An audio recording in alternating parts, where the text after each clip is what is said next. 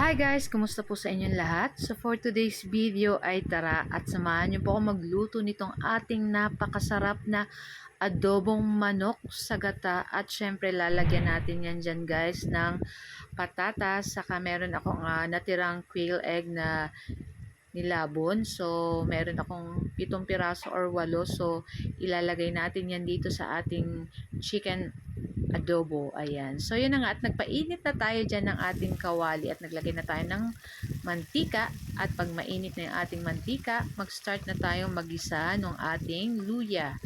Ayan. Syempre, maglalagay tayo ngayon ng ating luya. Minsan, hindi pa ako naglalagay ng luya. So, depende po sa mood ko. Charot. So, ayan na nga. At naglagay na rin po ako ng bawang. Ayan. At halu-haluin lang natin. At pagkatapos, isunod na rin natin dyan ilagay yung ating sibuyas. Ayan, gumamit ako ng 2 pirasong sibuyas na medium size at meron tayong 5 cloves na garlic na pigmince ko lang, and then yung ating luya. Ayan. After nyan, ilalagay na natin dito yung ating chicken na isang buo yan guys na pigpa-chop ko na, and syempre hinugasan natin yan ng maayos. So after nyan guys, naglagay na rin ako ng toyo, paminta, at maglalagay ako ng liquid seasoning para ito yung ating pampadagdag sarap at lasa pa dito sa ating lulutuing adobong manok sa gata. Ayan. At naglagay na rin ako ng laurel.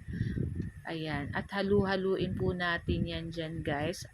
At syempre, after nyan guys, maglalagay tayo ng suka. Ayan, syempre hindi mawawala sa ating chicken adobo yung ating suka. So yung gamit natin dyan, syempre walang iba kundi sukang tuba or sukang niyog. At pagkatas naglagay rin po ako ng asukal. Ayan, para pang balance lang dito sa ating lulutuin para mas masarap po kasi pag may konting sugar. At naglagay pa rin ako ng konting asin at tatakpan ko lang yan dyan guys. So after ilang minuto, ayan, buksan na natin at syempre, pag malambot na yung ating chicken dyan, ayan, syempre, ang chicken, madali lang naman po yung maluto. Ayan.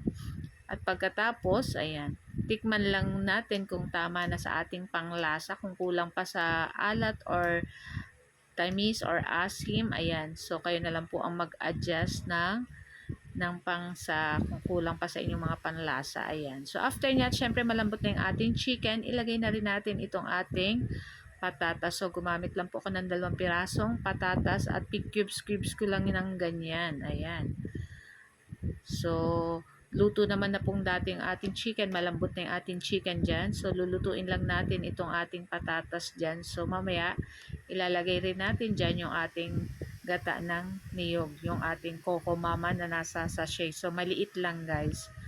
So, ayan na nga guys. So, tatakpan ko lang din yan ng konting minuto para madaling maluto yung ating patatas. Pagkatapos, syempre, ilagay na rin natin dyan yung ating Coco Mama. At pagkatapos, syempre, ayan, nako, medyo mantikain lang natin, palalabasin lang natin yung mantika nitong ating gata ng niyog at itong ating chicken adobo. Ayan, para nagmamantika at yung sabaw niya guys is parang malapot-lapot na may nagmamantika. So, napakasarap po nitong ganitong luto. Kaya, try nyo na din po. Ito yung parang hindi nakakasawa ding lutuin. Ayan, napakasarap po nito.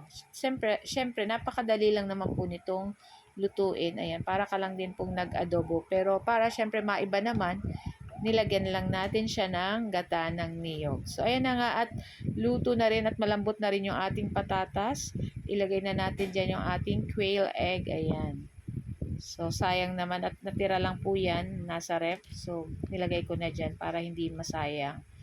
So, ayan na. Halu-haluin lang natin at ayan na. At pwede na rin natin yung ilagay sa ating mangkok at luto na po yan. Ayan. Kayo po ba guys, ano po ang inyong lunch? Ayan, share nyo naman. So, ang sarap nito guys. Kung matitikman nyo, nako, sasabihin nyo, rice pa, please. Nako. So guys, ito lang po ang aking video today at sana po ay nag-enjoy kayo. Huwag nyo po sanang kalimutan mag-like, comment at pa-share na rin po ng ating video. So guys, thank you for watching and see you next video again. Ciao, babu, kain na na!